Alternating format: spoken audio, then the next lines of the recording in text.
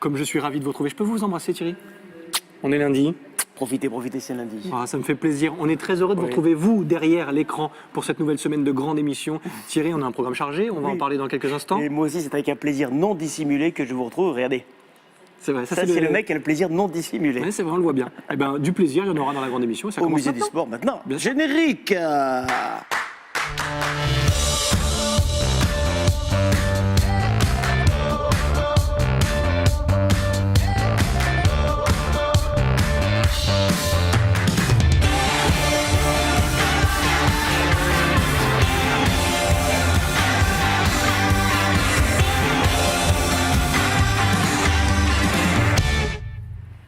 Nous sommes le lundi 25 septembre, vous regardez la grande émission. Merci d'être fidèle à votre rendez-vous quotidien sur Azur TV. Merci à celui qui m'accompagne une nouvelle fois cette semaine. Et c'est un plaisir de le retrouver, on est au Musée National du Sport. Et c'est peut-être le plus sportif d'entre nous, Thierry Messnage. Comment ça va Thierry ? Oui, ça va très bien. Bien le bonjour mon cher Sébastien et bonjour à tous. Alors on va parler sport forcément toute cette semaine et vous allez découvrir des gens passionnants, des gens très intéressants qui vont vous faire découvrir la Côte d'Azur avec cet angle donc sportif. Et pour commencer, à tout seigneur, tout honneur, celle qui nous reçoit aujourd'hui ici au Musée National du Sport, c'est Marie-Grace, la directrice de ce musée qui est avec nous et qui va tout nous dire sur ce musée, sa création, son développement, les pièces qu'on y trouve, les petits secrets, pourquoi pas aussi. On parlera sport et Musée National du Sport donc dans cette première émission, mais pas que, car elle est accompagnée de notre chroniqueur du jour, n'est-ce pas Thierry ? Absolument, c'est Mickaël, notre spécialiste tendance, bien-être, mode. Mickaël qui aujourd'hui est une éponge. Pourquoi c'est une éponge ? Car il va nous parler d'éponge, mais plus précisément, mon cher Sébastien, dans quel terme cette éponge ? Je ne peux pas vous en dire beaucoup plus, mais regardez Mickaël, il n'a pas le même teint que la semaine dernière. Alors il a pris soin de lui, comment, pourquoi ? Vous saurez tout dans quelques instants. Oui. Et également aussi dans quelques instants sur ce premier numéro de la grande émission Musée National du Sport, le petit micro-trottoir de Thierry Messnage qui est allé en ville pour vous demander si vous faisiez du sport. C'est ça Thierry ? Exactement, je suis allé vous voir dans les rues de Menton, qui est une très très jolie ville. En plus, j'avais des choses à faire et je vous ai posé la question, pratiquez-vous un sport ? Vos réponses dans cette émission. Et puis le plus sportif d'entre nous, vous m'avez cité à l'instant, je pense que non, le plus sportif d'entre nous, il n'y a pas photo, c'est... Rémi Molinari, forcément, il est là avec sa plus belle veste. Comment ça va Rémi ? Ben, je vais vous dire une chose, je suis de vous tous là, Oui. toutes, je suis probablement le plus sportif. Je vous expliquerai pour toi tout à l'heure. Et je on vous a en hâte. fournirai même peut-être la preuve. Et on voilà. va prendre de tes nouvelles parce qu'on sait que la semaine dernière tu as fini un petit peu malade. Rémi, ça va mieux ? Oui, ça va nettement mieux. Bon. Oui, tout Écoute, à fait. le sportif que tu es nous racontera ses anecdotes. Exactement. Merci d'être avec nous. On te laisse travailler aussi parce qu'il y aura forcément la petite caricature qui va bien à la fin de l'émission. Et celle qui va subir ce dessin, c'est sans doute Marie-Grace, la directrice de ce Musée National du Sport qui va nous rejoindre ici sur le plateau. Je vais lui demander de venir. Allez-y, on fait ça dans les conditions du direct. On est là à la maison. Suivez le chemin. Vous êtes chez vous. Attention de ne pas vous prendre les pieds dans le tapis. Et on va se retrouver donc pour... parler de ce musée national du sport. J'allais vous souhaiter la bienvenue, mais finalement, c'est nous qui sommes les bienvenus ici. Merci d'être avec nous sur ce plateau. Je le disais, ce musée national du sport qui a pris ses quartiers à Nice depuis maintenant quelques années, et vous en êtes la directrice. Comment se porte le musée national du sport, tout simplement, déjà, pour démarrer ? Il se porte très bien. C'est vrai. Il y a quelques semaines, enfin quelques jours, il y avait les Journées du patrimoine. On a eu encore davantage de monde que d'habitude et cette année, plus encore que l'an dernier. Donc on espère toujours davantage de public, toujours davantage de communication et d'envie de faire venir le public le plus large possible. Justement, vous parliez des Journées du patrimoine. Elles vous ont permis d'aller chercher un autre public que le public qui vient vous rendre visite dans l'année ? Alors il semblerait que oui, puisque évidemment toute l'équipe était sur le terrain pendant ce week-end. Et quand on demandait aux gens s'ils étaient déjà venus au musée, s'ils en avaient entendu parler, beaucoup étaient des primo-visiteurs. Donc c'est bien, on est content. J'espère qu'ils communiqueront autour d'eux et feront venir d'autres publics que les gentils scolaires qui viennent, et c'est déjà très bien, ou que le public familial qui vient aussi très nombreux le week-end. Comment expliquer justement que beaucoup de personnes qui viennent ici sont souvent déjà très étonnées, ça on le verra, ça c'est pas une surprise d'être étonné par la qualité de ce qui est exposé ici, mais c'est vrai que beaucoup nous disent effectivement, et vous êtes la première concernée par ce retour du public, je ne connaissais pas ce musée, c'est quand même fou. Ben oui, puisque nous on en parle tout le temps, enfin on a l'impression d'en Ah parler oui, tout non, mais le temps. vous faites le job en tout cas, ça Oui, c'est on sûr. essaye. Il y a une campagne d'affichage qui nous paraît quand même assez importante, oui, et puis assez marquante. Vous découvrirez dans les jours qui viennent la nouvelle campagne. On a des flyers, on essaye en tout cas, mais ça ne suffit pas. Peut-être que les gens vont vite, peut-être qu'ils ont l'habitude des grandes institutions qui sont là depuis longtemps. Je ne sais pas. Ben nous, on va en ramener des gens dans ce musée national du sport. Thierry, vous connaissiez, vous, le musée, forcément? Ah oui, moi j'y suis allé quelques fois, mais c'est vrai que je voulais revenir sur la notion de patrimoine, puisqu'il y a quelques jours, les journées du patrimoine vous ont amené beaucoup de public. Ce qui veut dire qu'aujourd'hui, le sport est définitivement consacré comme un élément de patrimoine, un élément patrimonial, parce que forcément, on a tous une histoire, petite ou grande, liée à un grand événement sportif. Alors, je dirais oui et non. Oui, en effet, on a tous un événement, on a tous quelque chose à raconter sur un événement sportif ou sur sa propre pratique sportive. En revanche, je ne suis pas certaine que dans l'esprit du grand public, le sport fasse déjà partie du patrimoine. Je pense qu'en France, on est très cartésien. Et on a tout ce qui est intellectuel, tout ce qui est artistique d'un côté, et tout cela peut entrer dans un musée. En revanche, tout ce qui est sociétal, pas forcément. Et je ne parle pas que du musée du sport. C'est un problème culturel parce que je crois que dans certains pays, ça ne se passe pas du tout comme ça. Dans les pays anglo-saxons, ce n'est pas du tout la même chose. Mais dans les pays latins, encore un peu, oui. Mais le sport santé se développe. Il a fallu quand même pour ça aussi, il y a quelques années, ouvrir un musée. Et voilà, c'est quand même une pierre angulaire très importante pour dire, voilà, aujourd'hui on a un repère pour dire qu'il y a un lieu qui parle de l'histoire du sport et de votre histoire. Exactement, et c'est vrai que ce musée a déjà 50 ans. Je ne suis pas sûre que tout le monde en ait entendu parler, et il est depuis 3 ans à Nice, donc dans un écrin extraordinaire, puisqu'on est dans le stade Alliance. Il vous fallait peut-être ça aussi, un édifice aussi emblématique et spectaculaire que l'Alliance Riviera pour pouvoir faire une lumière sur ce musée. Certainement, certainement. Et puis c'est vrai il est plein pied, il peut accueillir tous les publics, il a une hauteur assez conséquente qui nous permet d'avoir une muséographie qui monte sur 5 mètres de haut. Donc c'est vrai que c'est autre chose que ce que pouvait être ce musée à Paris. À titre personnel, quand on vous a confié cette mission de gérer ce beau bébé ici à Nice, vous êtes dit quoi ? Je me suis dit, musée du sport, tiens, musée du sport. Et très vite, j'ai pensé que le sport était un événement très fédérateur en France et très populaire. Et pour moi, la culture doit exister si elle est partagée. Donc des musées du temps où les conservateurs fermaient leurs portes à triple tour, étaient ouverts 1 heure par jour et encore pas tous les jours. Je suis arrivée juste à la charnière du moment où les établissements s'ouvraient au public. Et c'est vrai que c'était très important. Dans l'établissement où je travaillais avant, le public, j'essayais en tout cas de prendre en compte et en considération le public. Donc musée du sport, pour moi, c'était un musée populaire avec un musée d'histoire, puisque c'est de l'histoire contemporaine aussi. Le sport, c'est pas simplement des accessoires de sport, c'est aussi des événements sportifs, des événements qui nous marquent, qui marquent toute notre société. Et j'avais envie de communiquer avec le public. Et j'espère qu'on va y arriver encore plus. Alors, on le découvre depuis le début de cette émission sur les images. C'est vrai que tout le monde est ravi ici au Musée national du sport. Il y a de tout. Il y a des maillots, il y a des écharpes, il y a des livres. Toute l'histoire du sport est racontée ici. Marie-Grâce, vous êtes donc la directrice de ce Musée national du sport à Nice. Est-ce que ce musée a déjà évolué depuis votre arrivée, depuis en tout cas l'inauguration ici à Nice? Alors, on le sait, on va le voir dans la deuxième partie de cette émission. Il est en perpétuelle évolution grâce aux expositions. Mais est-ce qu'il change, est-ce qu'il bouge au quotidien? Bien sûr, il bouge au quotidien puisque je suis conservateur de musée et par définition, j'ai pour vocation et pour devoir de préserver ce patrimoine, de le communiquer au grand public, mais également de le préserver. Et vous le voyez à l'écran, les collections sont fragiles hein, puisque nous avons énormément de costumes, de tenues, de collections textiles, des collections papier aussi, 18 000 affiches. Le musée du sport, c'est 45 000 objets. Alors le public en voit à peu près en collection permanente un peu plus de 1000. On peut raconter beaucoup d'histoires et on peut changer les collections régulièrement. Donc on change à peu près 30% des collections tous les ans. Et ça ne se conserve pas de n'importe quelle façon? ça ne se présente pas de n'importe quelle façon Aussi. et ça ne se conserve pas de n'importe quelle façon. Les visiteurs qui viendront à la suite de votre émission regarderont de près les tenues. On a vu le maillot de Parker. Il n'est pas simplement posé sur un cintre. Il est mannequiné. Il y a des textiles à l'intérieur neutres pour lui donner un peu plus de volume. La tenue de Teddy Riner aussi.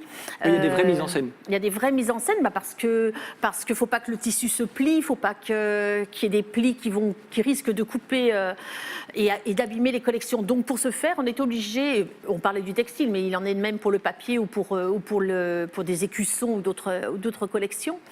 Et donc pour ce faire, on est obligé de faire une rotation des collections. Donc 3 ans, 90% des collections ont quasiment changé. Bon, ça fait du sport aussi pour Ça fait vous du sport à organiser. pour les équipes. Alors peut-être que vous n'avez pas le temps du coup de faire du sport en dehors du musée du sport, mais celui qui en fait, et je ne lui pose même pas la question parce que ça se voit physiquement déjà, c'est Thierry Messnage. Thierry, vous êtes allé voir les gens dans la rue? Non, mais je fais du sport. Mais bien sûr, mais alors là pour le coup, il n'y avait même pas de second C'était degré même pas là-dedans. ironique en plus. Ah non, du tout. Non. Ah, vous êtes affûté comme jamais. C'est vrai? C'est vrai. Toi aussi, t'es très beau. Arrête, ça me gêne. Une vraie arbalète. Allez. Oui. Je suis allé vous voir dans la rue, je vous ai posé simplement cette question. Pratiquez-vous un sport? Voici vos réponses. Bonjour jeune homme, pratiquez-vous un sport? Non. Pourquoi? Parce que je travaille trop. Ah, le travail. C'est terrible parfois le travail. C'est terrible. Est-ce que vous trouvez normal qu'on doive arrêter de faire du sport, alors que c'est très bon pour la santé, très bon pour la tête, très bon pour tout, à cause du boulot? Si on veut s'impliquer dans un sport collectif mais qu'on n'a pas le temps avec le travail, c'est compliqué, quoi. On n'est pas à 100%, donc vis-à-vis des coéquipiers, c'est pas terrible. Quel sport pratiquiez-vous? Basket. Le fitness. Le fitness, depuis combien de temps? J'ai arrêté depuis 10 ans, mais j'en ai fait pendant 15 ans, Pourquoi vous avez arrêté le fitness? parce que j'ai plus le temps. Et je Ce- suis feignante. Ceci dit, vous n'en avez pas vraiment besoin. Bah voyons. Hein? Il est malin, hein. Wow. Non, il est sincère. Hein. Avant, j'étais en salle de sport et je faisais du fitness. Voilà, du cardiovasculaire, tout ça.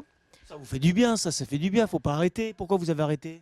Bah, c'est avec le travail, la fatigue et tout, mais bon, il n'y a rien de mieux pour la santé, quoi, hein, parce qu'on perd du poids et ça fait du bien moralement. Avant, on pratiquait des sports. Maintenant, à l'âge que j'ai, plus.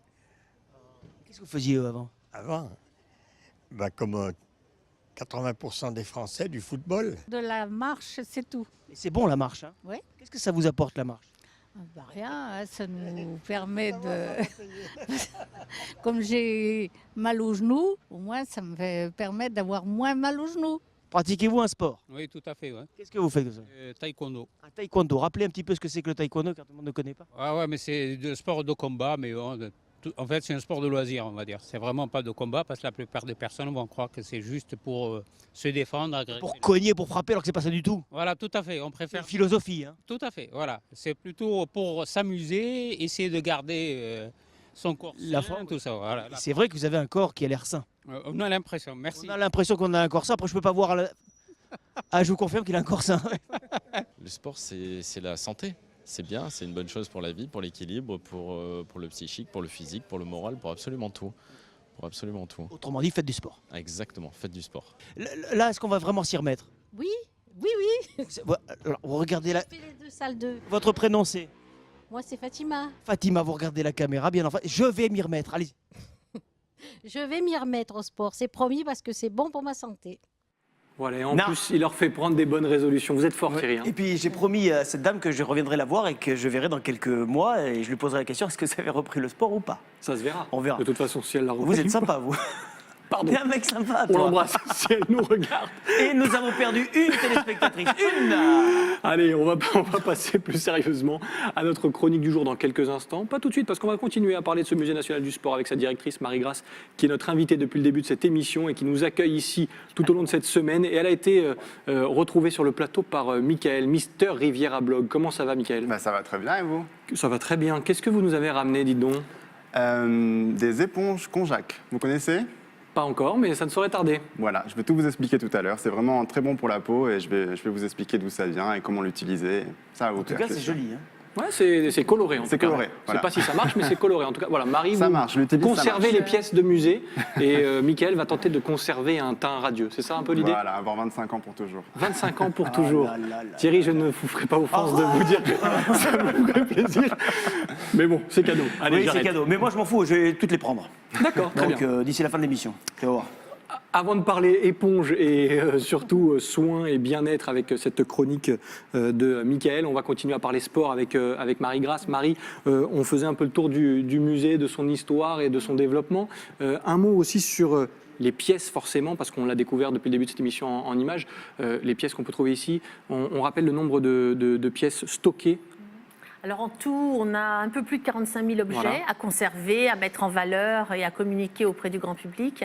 Et 400 000 documents, films, photos, ouvrages, archives. C'est énorme. Alors tous ces documents, toutes ces pièces, il faut bien aller les chercher ou qu'on vous les amène, justement. Comment deux. ça se passe? Les deux, le grand public qui a connu peut-être un athlète, un sportif de haut niveau, va nous contacter et nous dire, vous nous proposez un objet ou l'athlète lui-même, ça arrive. Et puis ensuite, nous aussi, on va chercher les objets, les accessoires, les interviews. On peut faire des collectes nationales. On participe aussi, bien sûr, aux ventes aux enchères. Il y a mille et une manières d'enrichir les collections. De toute façon, un musée qui n'enrichit pas ses collections, c'est un musée qui meurt. Il y a des pièces que vous avez en vue, là, par exemple, sans les dévoiler. Toutes Non. Beaucoup, oui, encore, puisque il faut absolument qu'on reste dans l'actualité. Et c'est difficile pour un musée de suivre l'actualité et de ne pas présenter des pièces ou des objets qui ont déjà 10 ans. Donc le plus compliqué pour nous, c'est vraiment de suivre l'actualité, d'essayer de conserver... Mais comment vous faites? Il y a de la surenchère avec d'autres représentants, d'autres musées? Alors, déontologiquement... C'est rare. Ça coûte un coût, on peut avoir une idée, une fourchette de prix de combien ça peut coûter d'avoir telle ou telle pièce?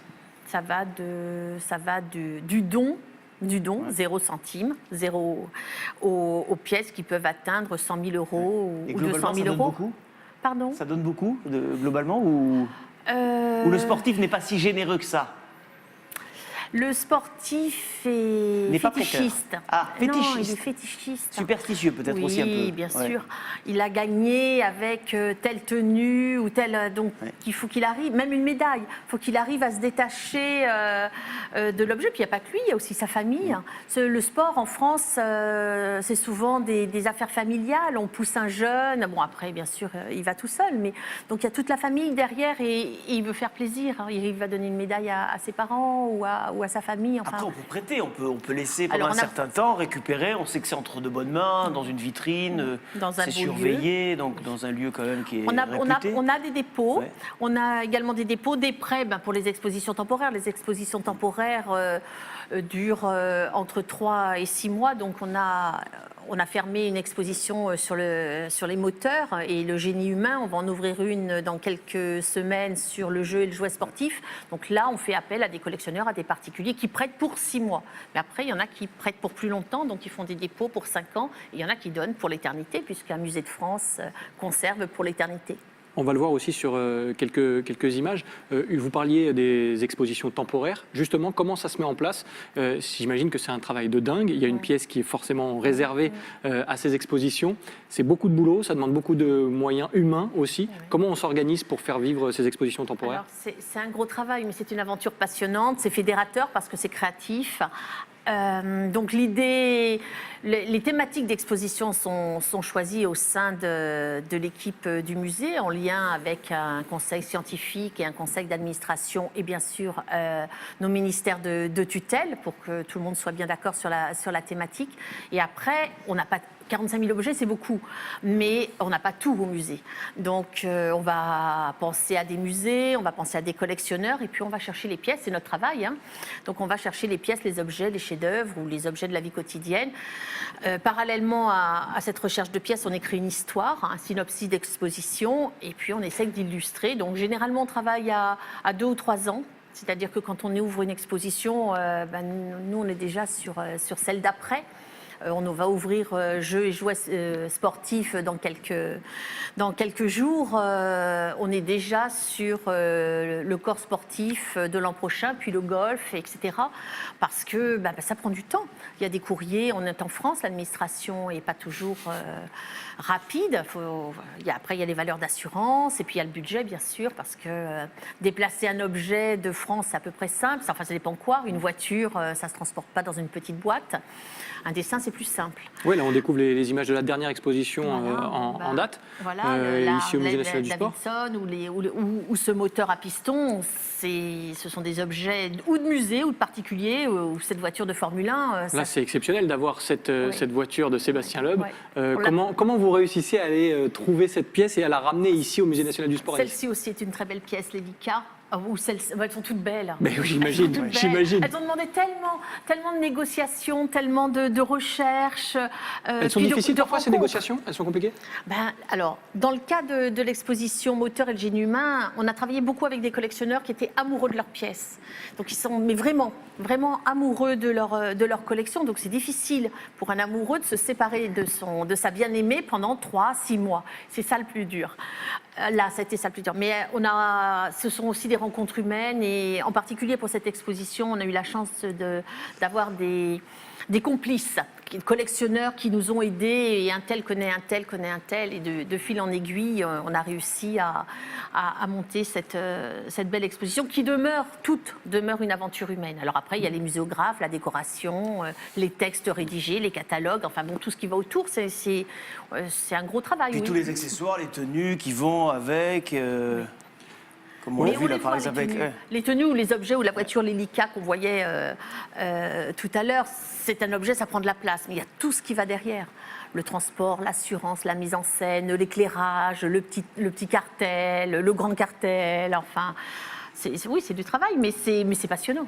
C'est ce qui fait l'intérêt. Un musée du sport, c'est un musée d'actualité. Donc, vous posiez la question tout à l'heure, musée du sport, quelle tête vous avez fait? C'est passionnant. C'est un musée sur l'actualité, c'est un musée sur les hommes. Mais on le sent de toute façon, vous en parlez encore avec la même passion qu'à l'ouverture de ce musée, finalement. Et c'est peut-être la meilleure réponse. Oui, effectivement. Alors, certains sportifs ont du mal à se séparer de leurs pièces, de leurs objets qui relatent leurs exploits. Nous, il est venu la semaine dernière et on ne peut plus s'en passer déjà. C'est Mickaël, Mister Riviera Blog et sa chronique Tendance. Il va nous parler bien-être aussi, de temps en temps, et c'est le cas aujourd'hui. Et c'est tout de suite.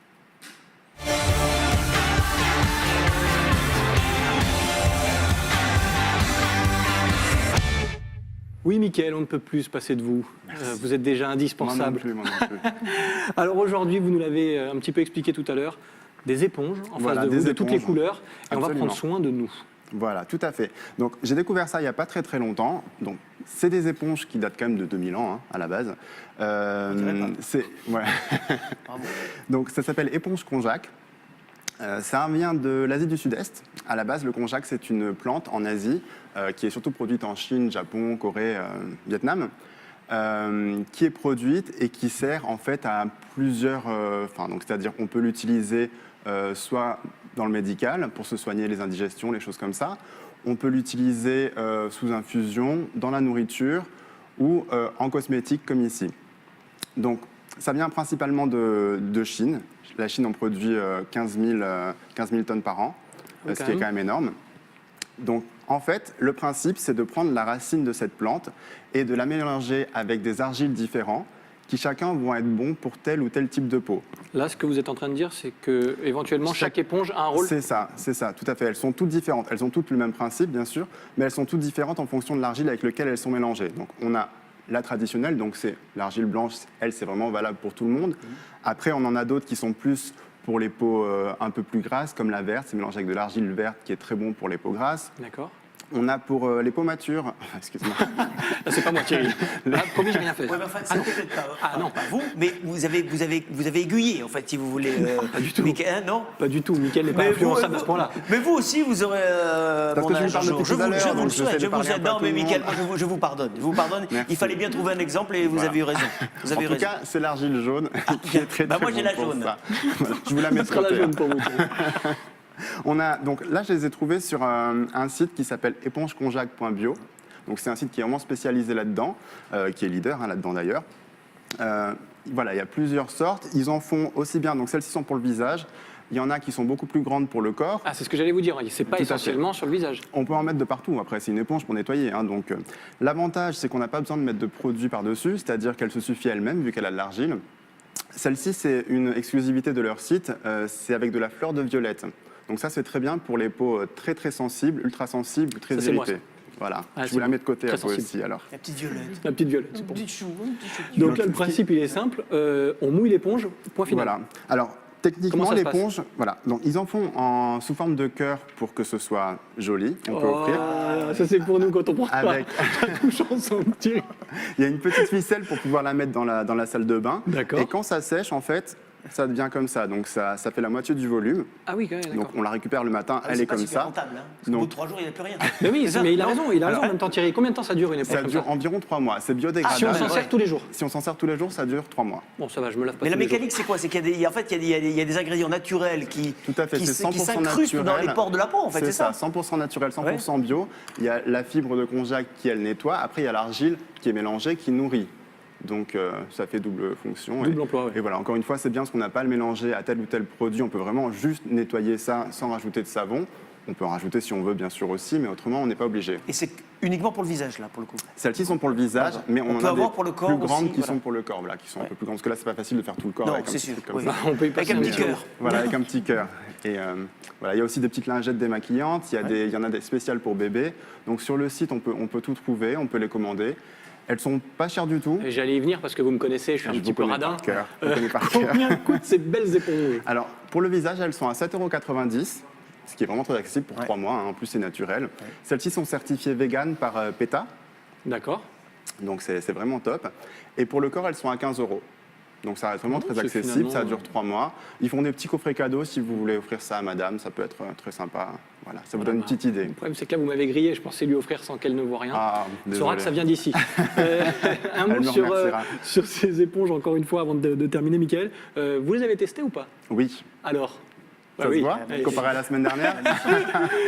Non, mais c'est simple, de toute façon, il n'y a pas, Oui, une c'est application qui doit durer 5 minutes ou voilà, c'est Non, juste non, c'est un vraiment pour on se nettoyer. lave Après, on normalement. rince parce qu'il y a des petits dépôts qui peuvent se faire. Donc, on rince à l'eau claire. Alors, Il n'y a pas de contre-indication, c'est ça que je voulais dire surtout. Il n'y a pas de. Non, Vous sentez ce qu'il vraiment, faut. vraiment quelque chose qui change. Oui, vraiment. Ça nettoie beaucoup mieux qu'un simple produit. Vous ou sentez un votre gant. peau plus lumineuse, plus... Absolument. C'est vrai que Vous trouvez pas, c'est- vraiment vous avez toujours été quelqu'un de brillant. Merci. Et là, en l'occurrence, oui. Il faut juste par contre bien la nettoyer ensuite. Donc il faut bien la rincer, bien l'essorer, la laisser sécher à l'air libre. Et si on ne l'utilise pas pendant quelques jours, il faut la remettre dans son petit emballage et la laisser au frigo pour qu'elle se conserve bien. Eh ben là, si vous savez tout, là, franchement, on est bon. On vous mettra de toute façon tous les détails et les Bien liens sur sûr.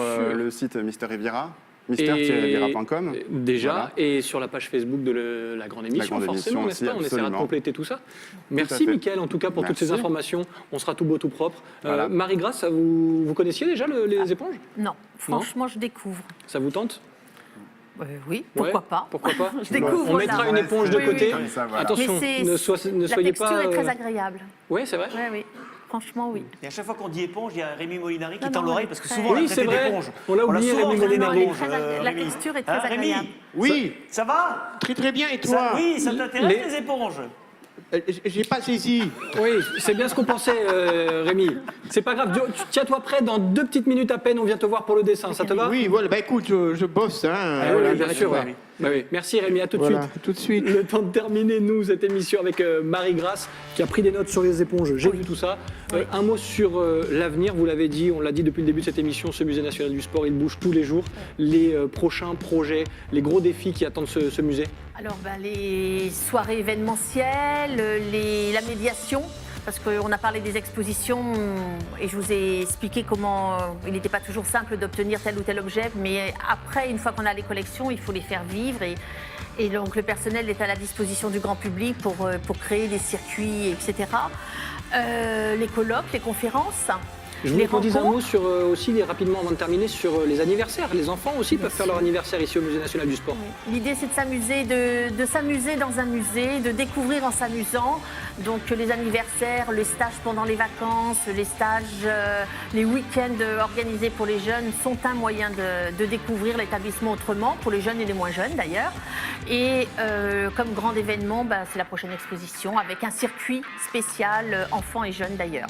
Merci beaucoup, en tout cas, de ménager aussi le suspense. Marie-Grace, directrice du Musée national du sport, où nous sommes toute cette semaine avec la grande émission. Merci de nous avoir apporté toutes ces précisions, Marie. On va, avant de conclure, forcément, je vous l'ai dit il y a quelques instants, retrouver Rémi Molinari, qui a dû, normalement, travailler un petit peu. Rémi, montre-nous Oui, j'ai terminé à l'instant. Cette Alors, création. écoute, c'est un dessin humoristique que j'ai fait. C'est donc pas Marie que j'ai dessiné. Ce n'est pas elle qui est sur le dessin, je la rassure tout de suite. Tu fais bien de le préciser parce que je le sens mal, le truc. Je tiens à le préciser.